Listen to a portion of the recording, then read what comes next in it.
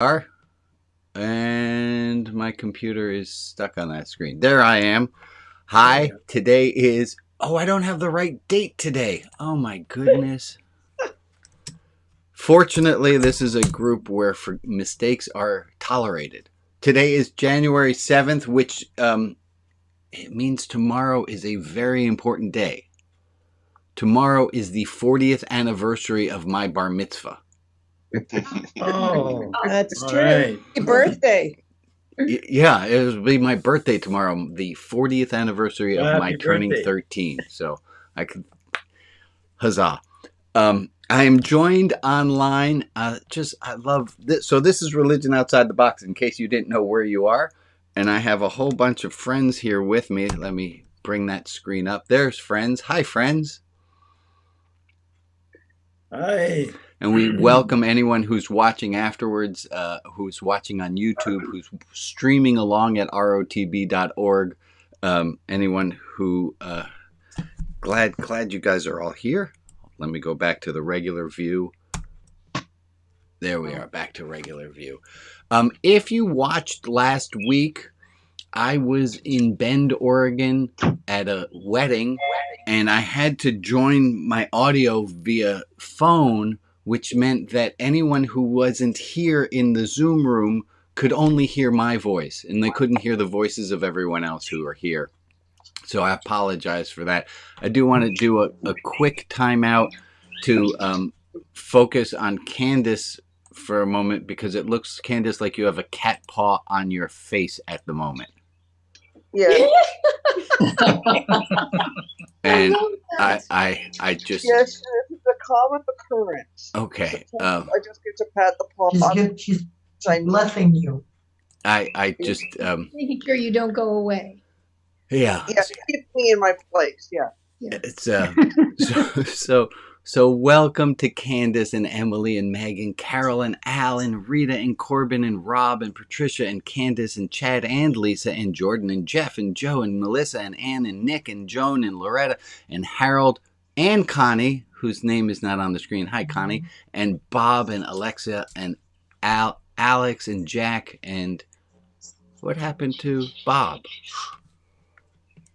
Oh, there's Bob. If I didn't say your name, I'll say it again. And thank you to Bob for opening up the room a little bit early so that people can join a few moments early.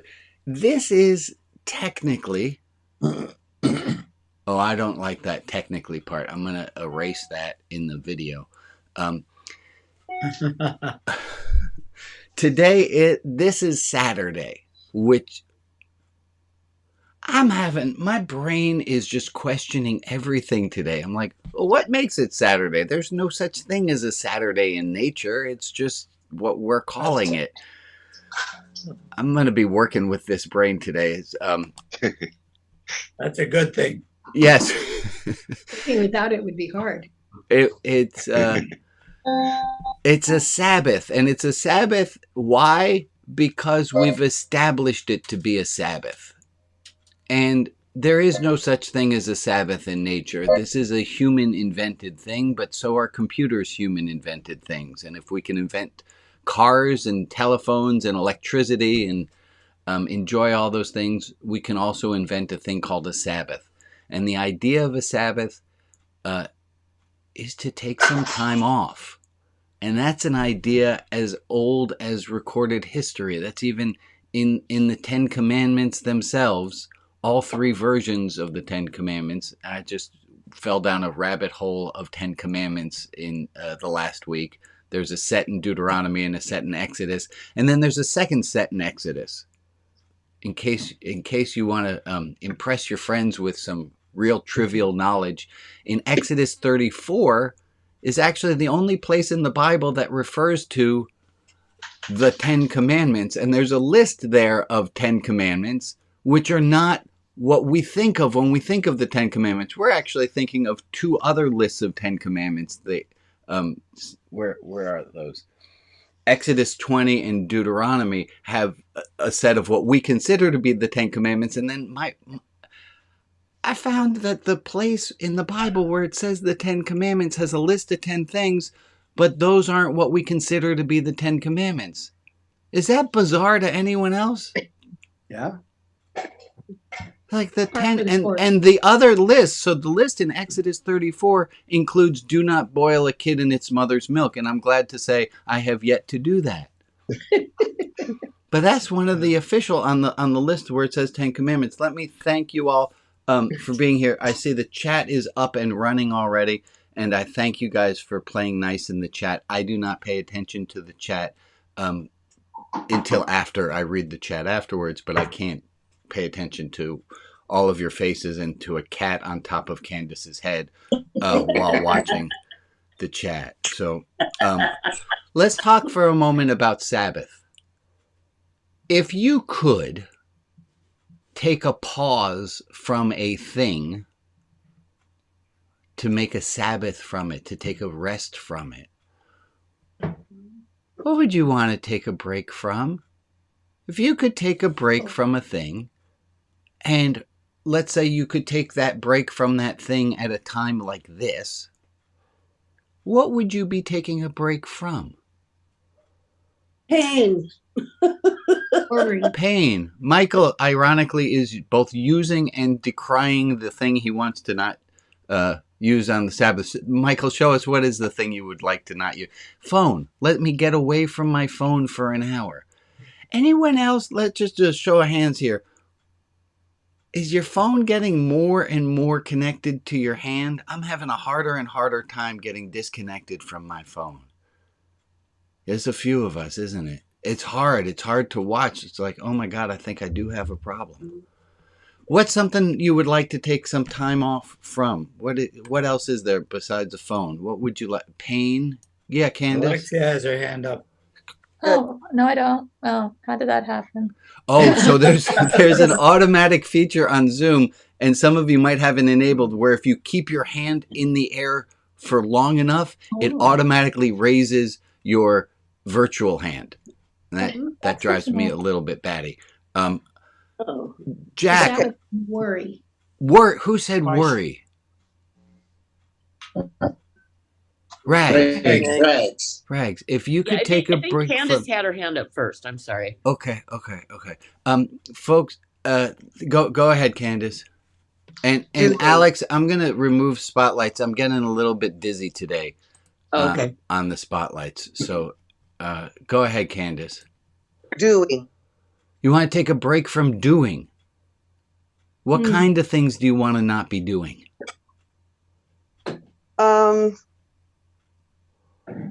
Well, basically, I need at least a short holiday because my mother passed away, and I was very involved with her. And after that, and then it's been a lot of losses in a fairly short space of time, and I just would like a break. Yeah, just a break from doing. Who would like a break from, and this is not biblical language, keeping your shit together? We all need a break from keeping our it's hard to contain, especially in the face of losses. Go ahead, Jack. You have something to add? I would like to take a break from myself. You're going to have to give us a little bit more. Yeah, I get it. That's a beautiful idea. Can you give me another sentence or two about that? You want to take a break from yourself? Yes. I mean, because even when we go to sleep, we're still active. The body is still active. We're still dreaming, with thinking, and all that stuff. But to be able to take a break just from everything, like as if this world just vanished for a I'd like to take take a little siesta, a little break, free from it all. Yes. Anyone else want to weigh in on what they want to take a break from? Yeah, Moja. Yes. Me, I want just take a break from people, to go outside the wilderness and spend quite a time without anything distracting me. Yeah, to take a break from civilization, to take a break from this society, to take a break from community. Amen. Moja, let me ask a question. What are the chances you're going to be able to do that?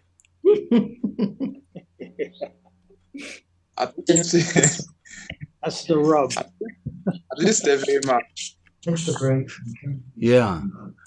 Yeah. So it's two steps here. It's one, we have to know what it is we want to take a break from. And then two, we actually have to do it.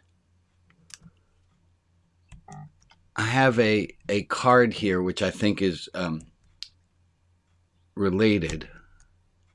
Oops, out of focus. Give me a second. It's a Venn diagram. It's things that we can control, and then on the other side of it are things that matter.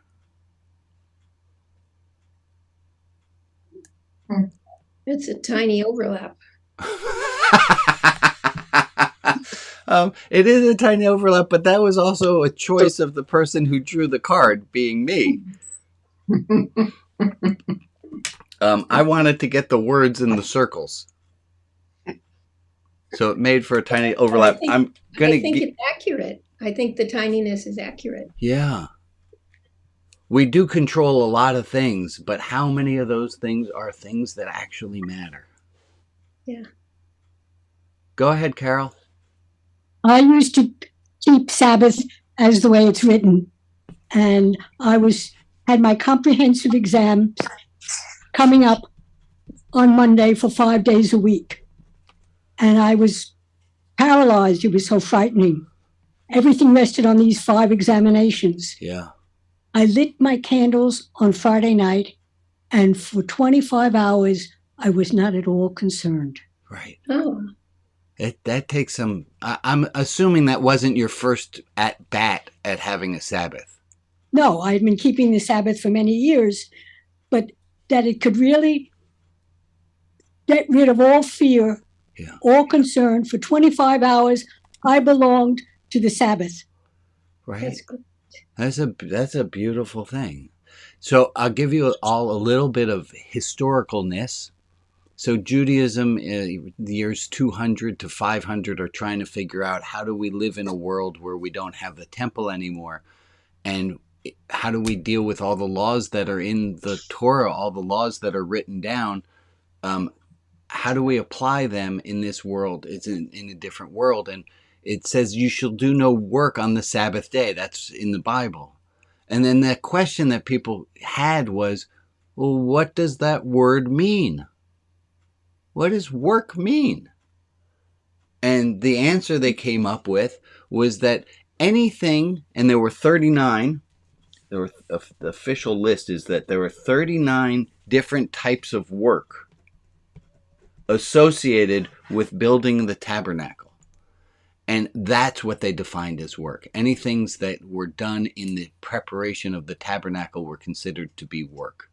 And I am of the belief that you can define for yourself what any of work means, and to take a little bit of time off from doing. Taking some time off.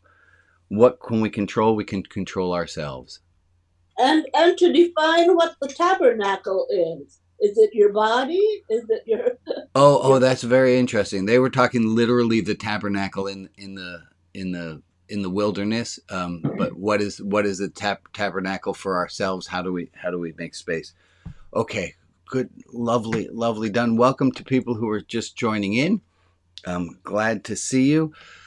I had a discussion. Hold on one second. Oh, I'm going to teach you all a word. This is a really fun word. This has nothing to do with anything. This is just for trivia. Mandorla. Mandorla is an Italian root word. It's English. It comes from the Italian word for acorn. And that shape right there, that acorn shape in a Venn diagram, that's the mandorla. The overlap is called a mandorla. What'd you learn today? There you got it. Thank you very much. Love it. How many of you knew that word? Do people know that word? I think I knew it once. How many of you know that word now? Look at that. I'm going to use it the next time I have a presentation and I put a Venn diagram up. I'll coincident. And as you can see from the mandorla, there is. Yeah, you do have to explain it. I found nobody knows this word. It's a Oh, fantastic. that's the whole point of using it. Yeah, exactly. We get to share our knowledge with other people. Let me tell you, I had so blah blah blah blah blah. I'm trying to figure out how to get this one right. So there are people who are on this call who I haven't seen for a while, like Joy. I haven't seen you there for a while, and Aaron, it's lovely to see you. And not only am I re-welcoming you back into being here in this group, and Chad and Lisa in their red chairs. It's always lovely to see you guys there. But there's this. What I have just done is the answer to a question that I didn't know how to answer last week. And the question was, what do I do? And what does one do in a religious community of people who we haven't seen for a while? So there are some people who used to come regularly and they're not here right now. And I thought, hey, let me reach out. I have a lot of people's contact information. So I reached out to some people who haven't been here for a while. I thought, hey, that's really nice. They'll feel cared for. Yeah. Some of them felt intruded upon. What kind of cult are you running here, man? So in case we didn't already know that the meaning of communication is in the response elicited regardless of intention. So it is. I reached out to be really kind and nice. They heard my exact words as controlling and shaming. Like okay. So No, not at all. So the question then it goes back to this question of I'm sorry. I came up with the question, how do I deal with this? Because I want to bring people back. And the suggestion that was made on the Wednesday group who helped me to plan today, the suggestion was to do what I just did, which was to, when you see somebody who has come back, who hasn't been for a while, to re-welcome them. And hopefully, oh my God, I'm just thinking about this right now, that maybe that might feel shaming to Chad and Lisa, who I haven't seen for a while, and I wanted to shout out, I'm so glad to see you. I don't know how to do this quite right. And I don't know that there is a quite right way to do it without ever offending everyone. But I would welcome you, if you see somebody who you haven't seen in a while, to reach out in the chat or send them an email or to say something, to say, hey, lovely to see you again. And with the hopes that they don't take that to be controlling or shaming or, oh my God, yeah. All right. Questions or thoughts about how to deal with that person, the person that you've not seen for a while? Anything more on that topic before we move on? I think what you said just now is absolutely right. But I have a friend who is a Mormon, and they are required to say to anybody who isn't at church, oh, we missed you so much. There is so much control. Yeah. They have to explain why they're not there and so on. And I think that's why people can mistake this. And just if you just have one of us who notices somebody who's there whom they haven't seen for a while, just say, oh, it's so lovely to see you again. Right. That's all. No questions. That's the right. And some houses of worship have a register and have people write in when they're there, and they keep track of who's there what week. And then if you're not there, then they reach out and they have a committee member reach out to you, which is awful. Look, this is religion outside the box. I'm trying to create it trying to do this in a new way, but there are pitfalls every which way we turn. Go ahead, Bob. You have a thought. Yeah, I think there's a difference between reaching out to someone that you haven't seen in a while and acknowledging a person once you see them. Correct. Well, we're hoping that this is the elegant solution. Right. Well, why can't you say? Well, we're hoping that this is the. Wait, hold on. I think I got more than one person at a time. Go ahead, Jack. Why can't you say regarding that we're a community of people who are trying to lead spiritual life, which is 1/3 of who we are, body, mind, and spirit. So, and we've decided that it was time for us to begin the life of the spirit in a way that we can share that life. Right. I think it's becoming very clear to me that it doesn't matter how much of a better mousetrap I try to build, some mice are going to get away and some mice are going to be offended. That's right. That's right. Yes, that's absolutely true. Okay.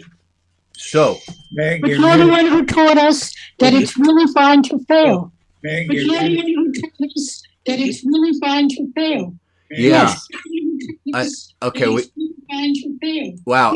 Well, we got an extra echo on Carol.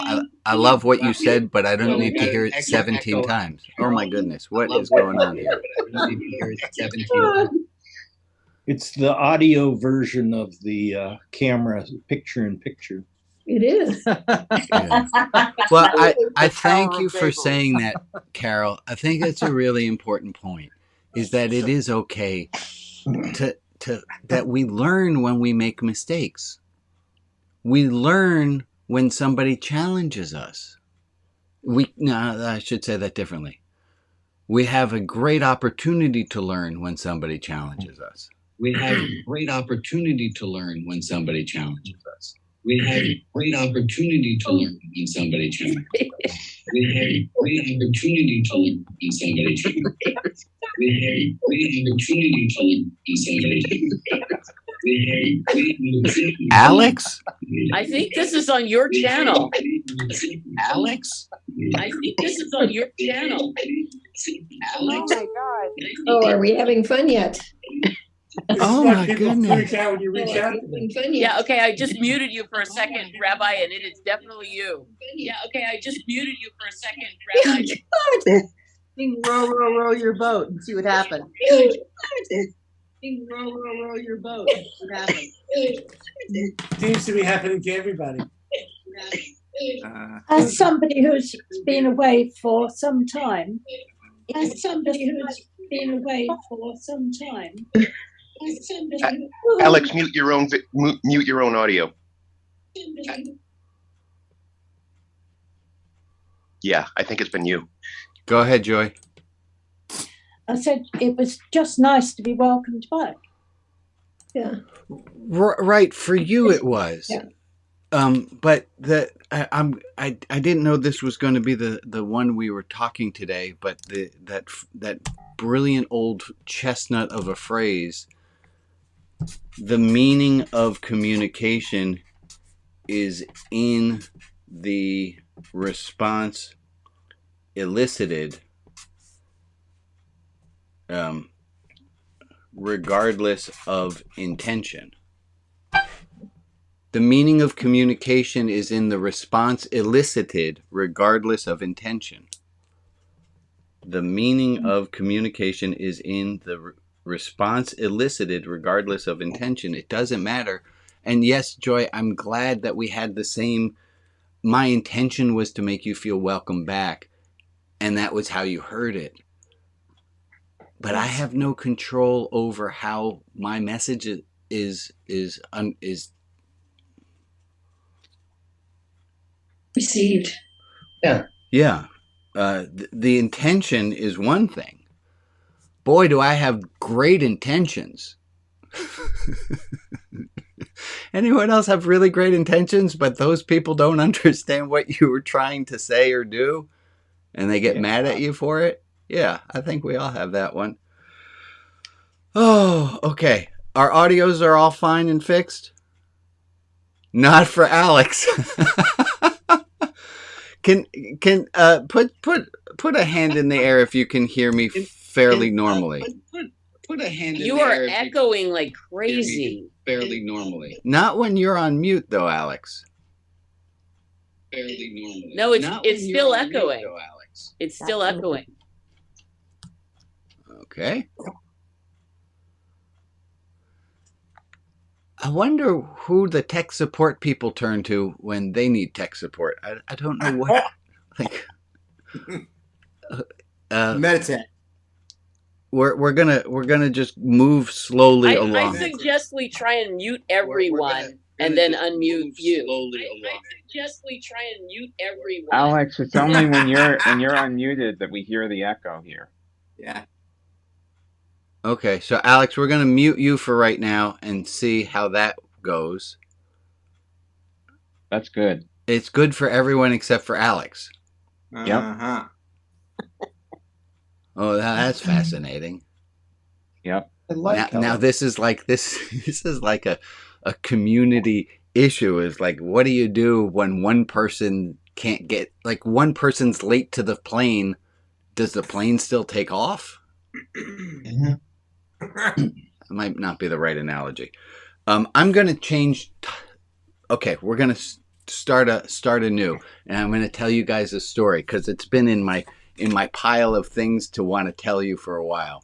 It says mercy is greater than judgment, and there's this question that's raised in the Talmud, and it says, "What does God pray?" That's a great question. I say, well, if God is God and God must say prayers, what is the prayer that God says? And the answer is that God's prayer is, may my attribute of mercy be stronger than my attribute of justice.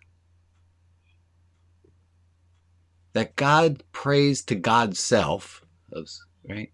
May I find that I am more merciful than I am seeking justice. It reminds me of, there's a story, a Native American story of the grandson who says to the grandfather, how do I deal with all the evil? And the grandfather says, there are within you two wolves that live. One is a wolf of anger, and one is a wolf of love. And they're always fighting against each other. And the grandson says, well, which one wins? And the grandfather's response is, whichever one you feed.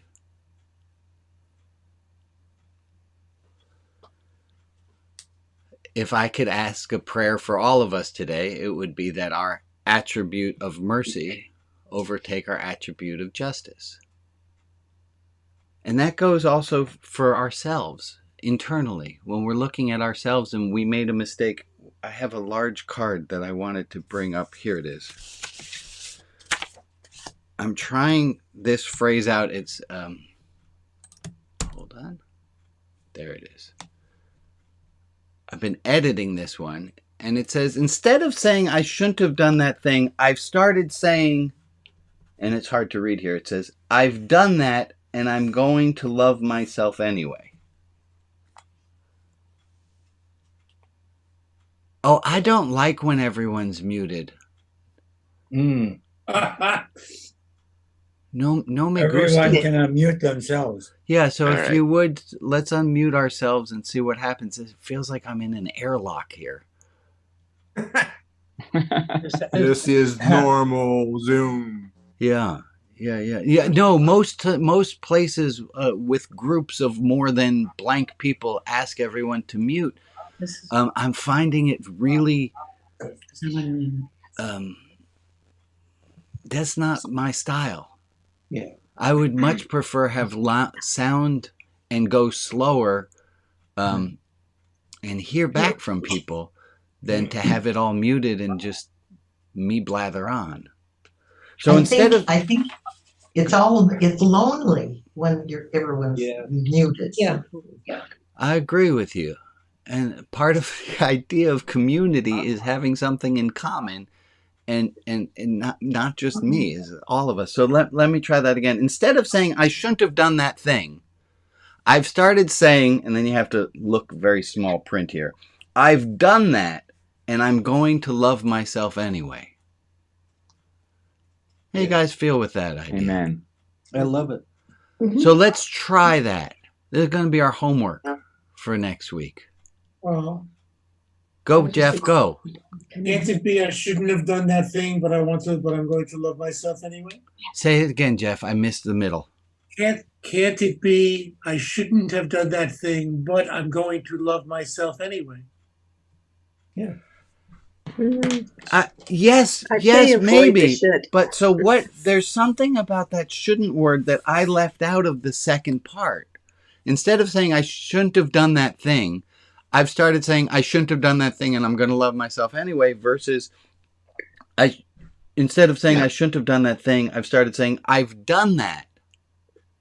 I think adding in the I've done that takes a little bit of the moralistic sting out. Yeah. I wish I hadn't ddone that thing. Instead of saying I shouldn't have done that thing, I've started saying I wish. Say it again, Emily. I wish I hadn't done that thing. Yeah. I wish I hadn't done that thing, and I'm going to love myself anyway. Oh, but learn from mistakes. I like that better. Yeah.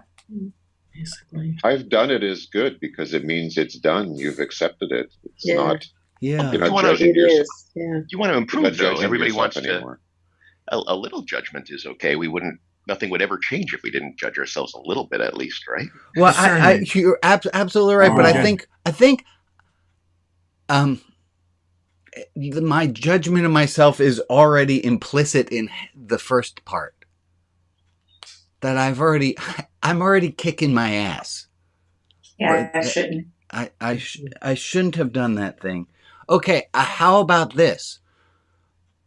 All 41 of you practice this week and see which way the phrase works best for you. That's complicated for me. Okay. Worrying about the words that tightly, I'm not sure I care that much about how I phrase it. Let me be. This is personal. Yeah. Personal thing. Let me. Y'all know when I say this is your homework, none of you have to do it. This is neither mandatory nor required.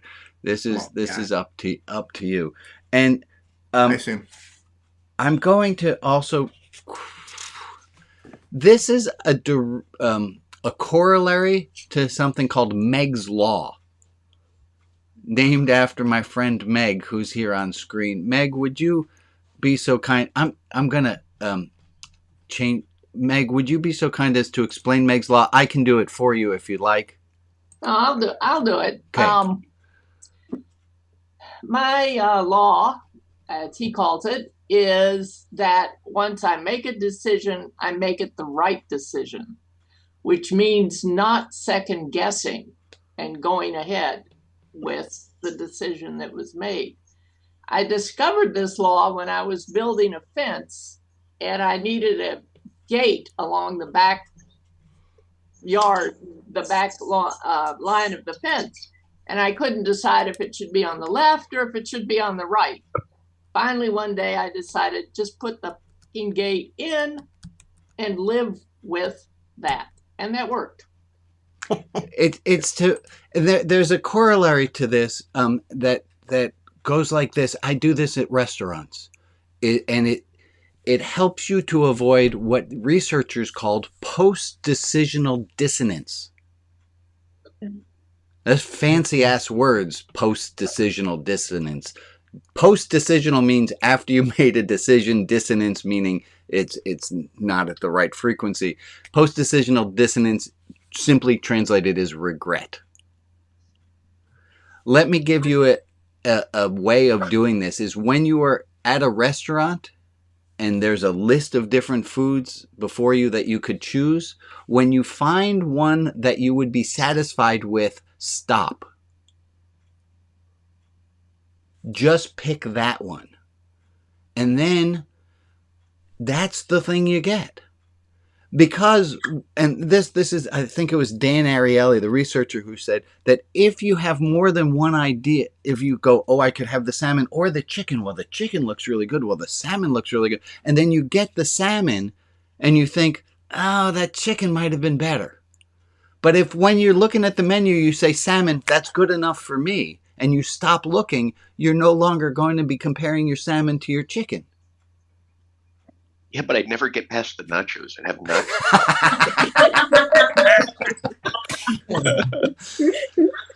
Jordan, I double dog dare you this week to just nacho every meal. Go I'll for give it. it a whirl. I'll let you know how that goes. Go for it. Yeah, Bob and then Ron. Yeah, I have a little bit of a trouble with that shouldn't thing, because that when I do something, that at the time that I'm doing it, I think that it's the right thing to do. Correct. It's only as a result of what happens after that that I realize that it was the wrong thing to do. And so I couldn't have done something different before I did that because I didn't know what the options were. That's perfectly fine. You can say, instead of saying I shouldn't have done that thing, I've started to forgive myself because I did the best I could. And this is, we talked about this last week and the week before, is how can you hold yourself responsible for knowing the things you don't know? And you don't know how it was going to turn out with the gate. You don't know how the meal was going to be served. You don't know what you don't know. So you're only making the best decision you could at the time. Absolutely, Bob. Absolutely. Go ahead, Ron. When I was like 6 or 7 years old, I did something that I still feel guilt for, even though the person I hurt passed when I was about 12 and forgave me. I still find myself regretting that. And it's really, I love myself. I understand the psychological torment that I was being given at home that caused me to do that to someone not in my immediate family. I understand all that, but I still have trouble forgiving myself. Yeah. And I forgive myself, and yet, short time later, it comes back. Yeah. How many of us have that situation? How many of you have a situation where there's a thing that you did and it does not matter how much the other person has forgiven you or how many times you've forgiven yourself, that thing just grows back like a weed? Mm-hmm. Even. I'm going to ask another one. If when Ron's talking and you all heard Ron, how many of you thought, "Oh, I wish that man could just feel at peace with that"?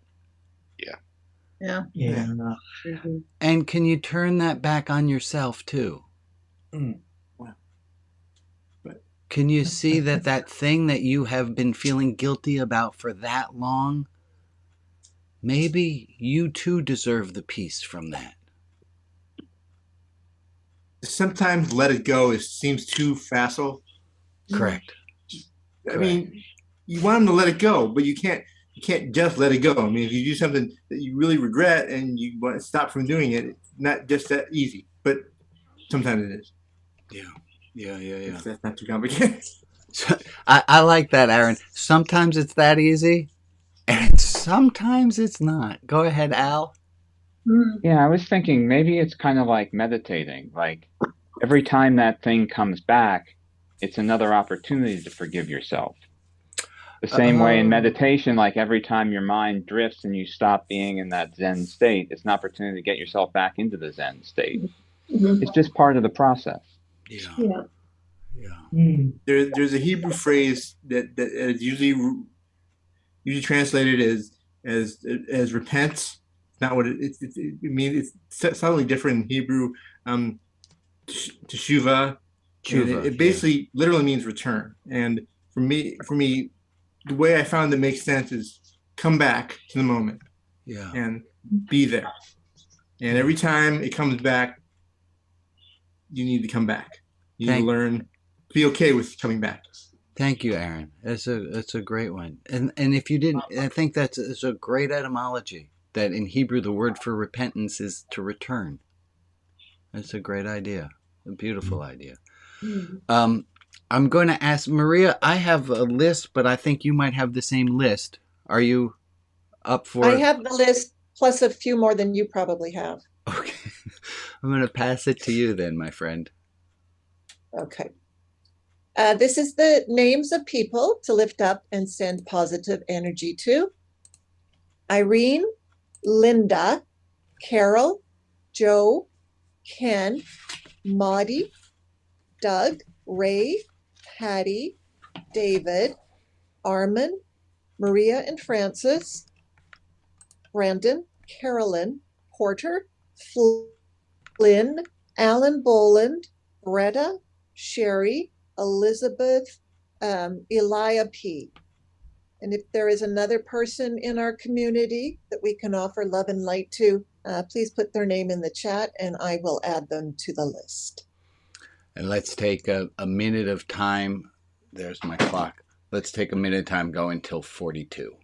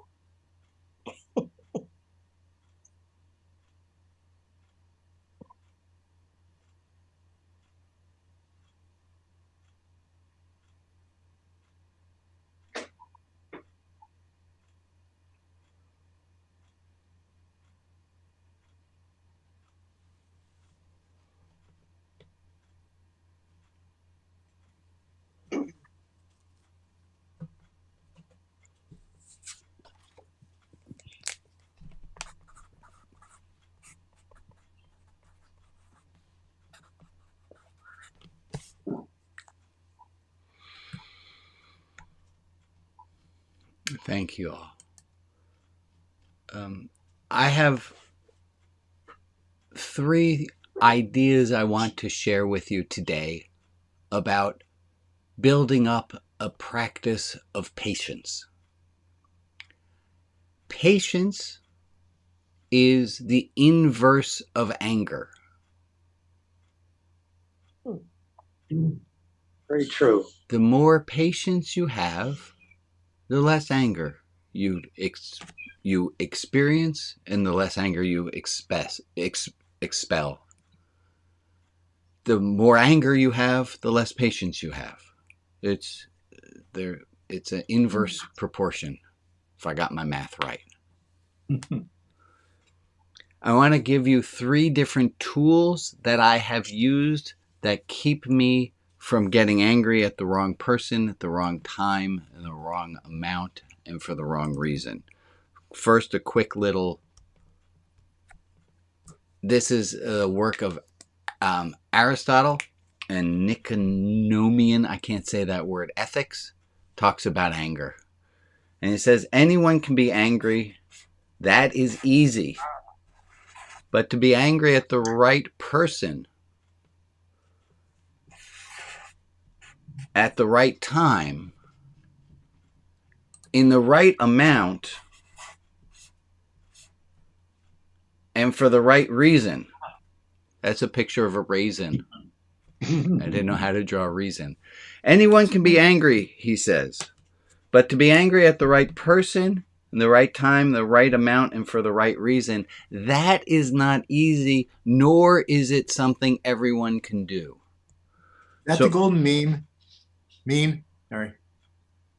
Is that the golden meme? Mean, not meme. The golden mean? I don't know. I think that's Aristotle. That's generally what that means. I never. Okay. Was sure. Wondering. Anyways, let me keep going on a little bit of a frontally presentation. Anger at the right person, right time, right amount, and for the right reason. And I'm going to offer for you 3 different techniques, 3 different tools that I have found have helped me not get angry at the wrong person at the wrong time, in the wrong amount, and for the wrong reason. The first one is to put the number 1000 on a piece of paper. I used to do this in my classroom on the top left corner of the board, and I didn't do it for every class, but there was a class every other year that just drove me to want to quit, and I wouldn't let them. And I put the number 1000 in the top left corner of the board, And when they made me feel like it was not worth it to try to help them anymore, I would walk over to that number, cross it out, and put N-1. And then they would make me angry again. And I didn't say anything about it, but then I would change it down to 998. And eventually, somewhere in the 992, 90 number, someone would say, "Hey, Mr. Rabbi, what the heck is that number?"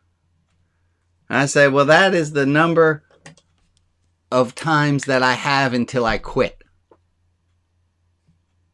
And I think at the worst, I only got down to like a 960. Like it's the simple act. Corbin, I see your hand. Let me see if I can be of help to you before I go on.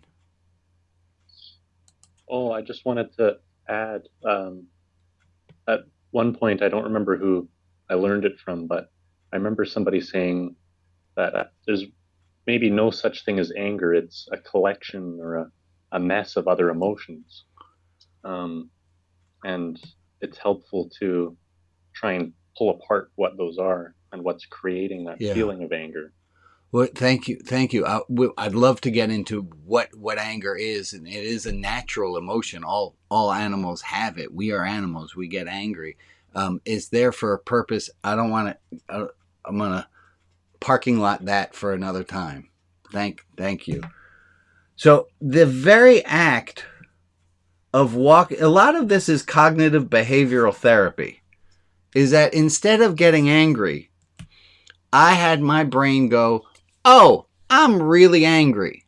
But instead of lashing out, because I have committed to 1,000 times before I quit, instead of lashing out, I'm going to walk over to that side of the board and erase a number and write one number lower. So this is one method of practicing patience. Think about that one thing that's really getting to you.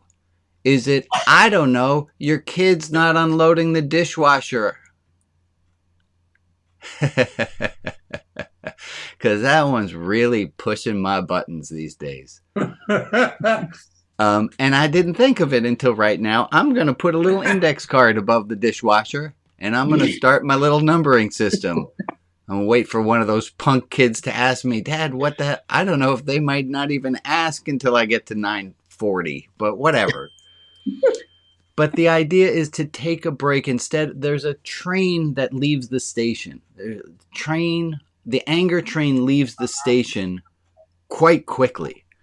And this is not a technique. This is just a thinking on anger. Is that anger is always leaving from this station. It's leaving from Get Want Station. And there are two platforms at Get Want Station. There's one side of the track is you don't get what you want. And the other side of the track is you don't want what you got. Doesn't matter which side of the track the train leaves from. The anger train leaves, and when it leaves, that thing is woof, it's ready to go. The idea of taking a break, doing something differently than getting on that train when you feel yourself starting to get angry. That's the three things that I'm going to show you today. One is with the number 1,000. A second one is carry an index card with you. Carry an index card with you today. And whenever you get angry, I suggest you break it into 7 parts, your index card. And I'm on the wrong screen. Sorry. And every time you get angry today, you put a hatch mark in the box. Every time you get angry today, you reach in your pocket, you pull it out, you make another hatch mark today. And by next Saturday, and then tomorrow, every time you get angry, you make a little hatch mark. Because here's the thing. Very few people, if I ask you, how many times you get angry a day? Very few people know the answer to that. And if you don't know how many times a day you're getting angry, How do you know if you're having a good day?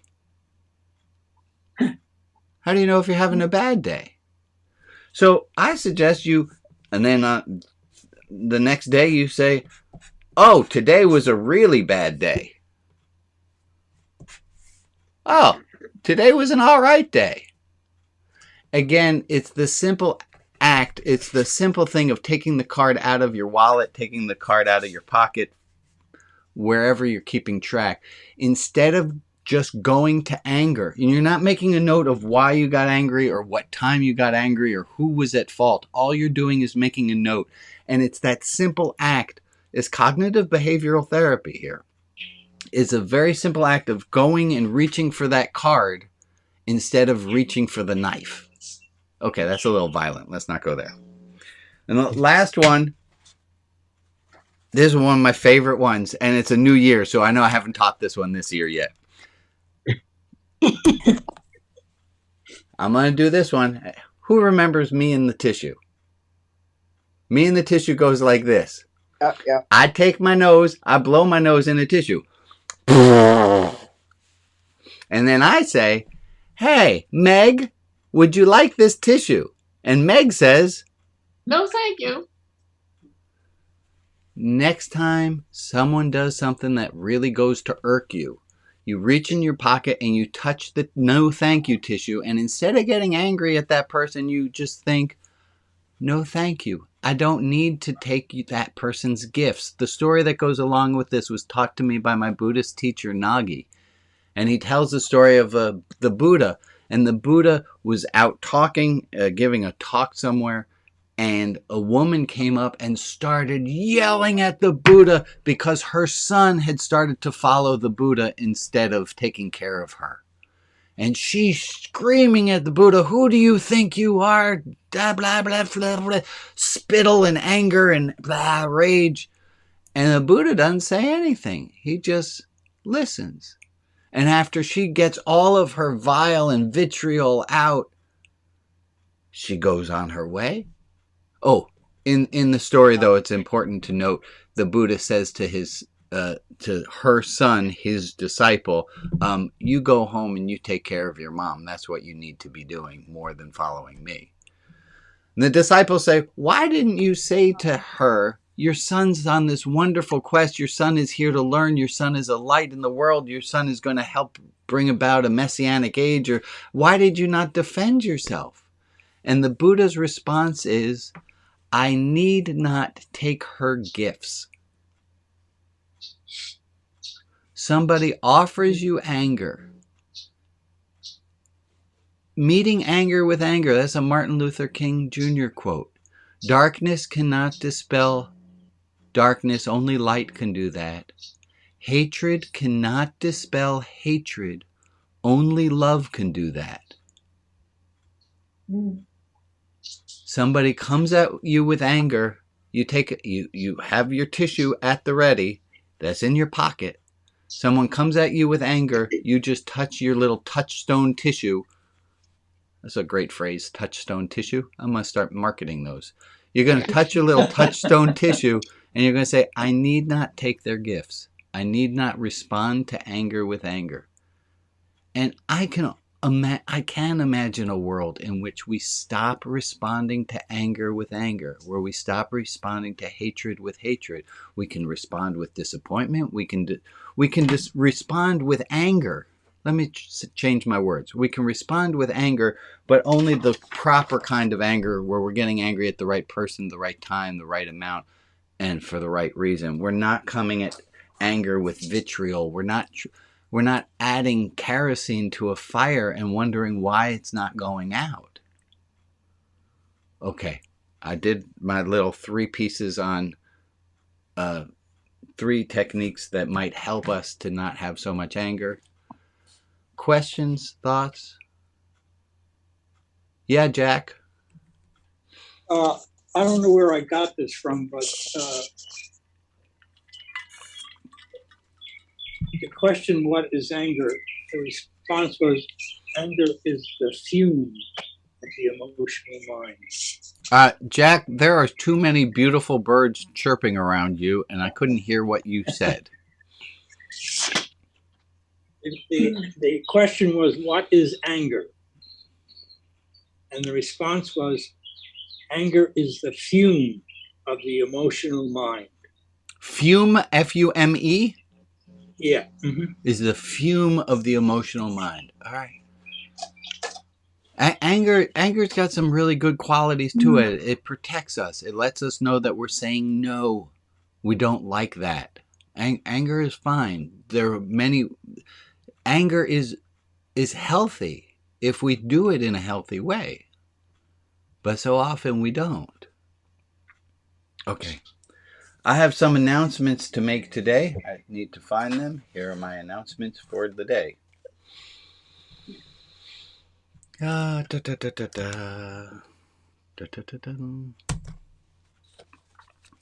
First announcement. I sent an email about this. You might have recognized that little thing because I say it every week.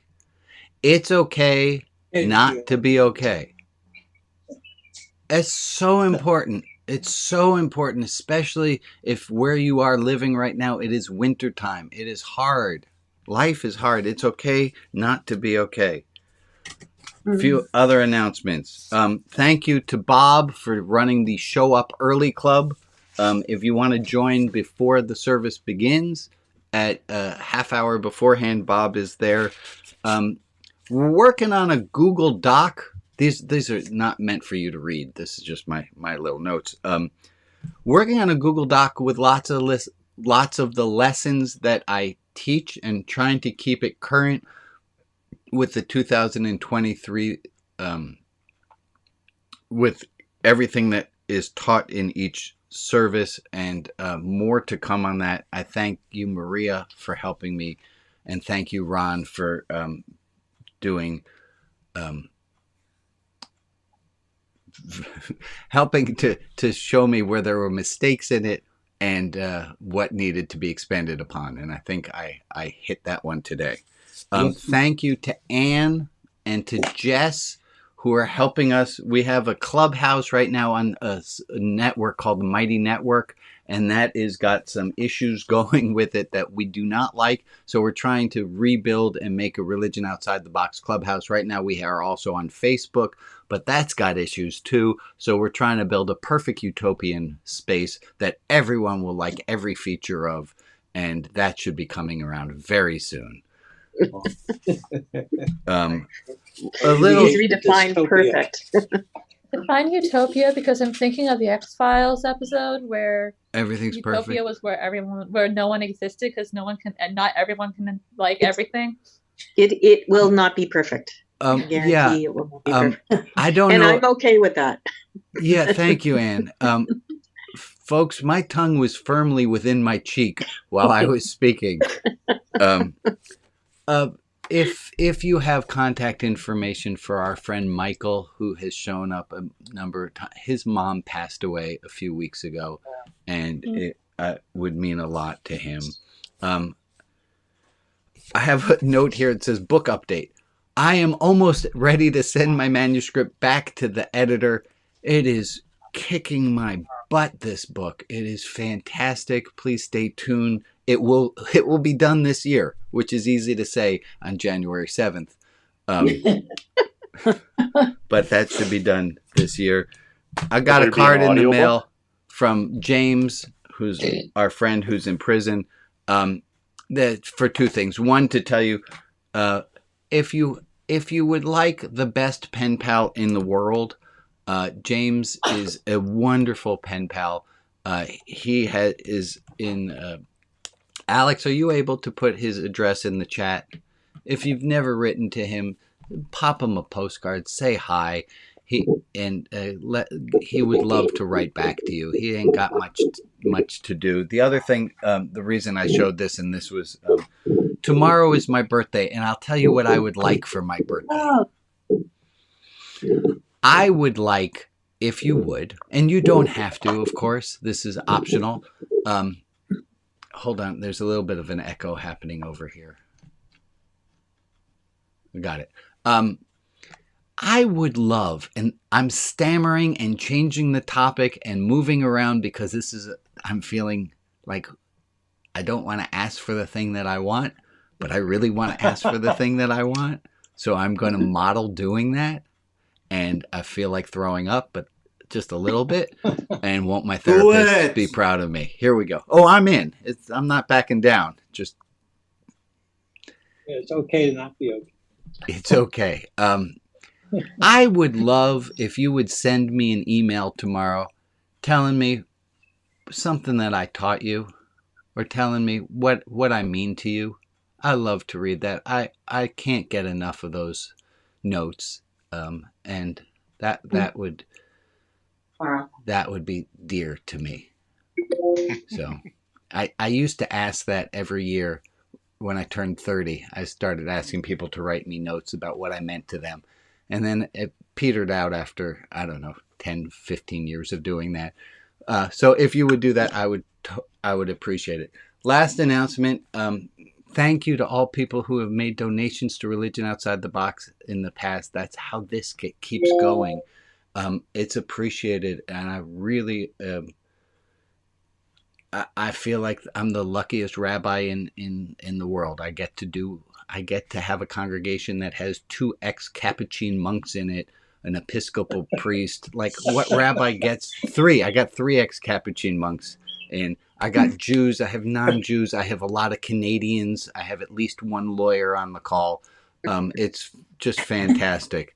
So thank you all for being here. Let me stop the recording part now.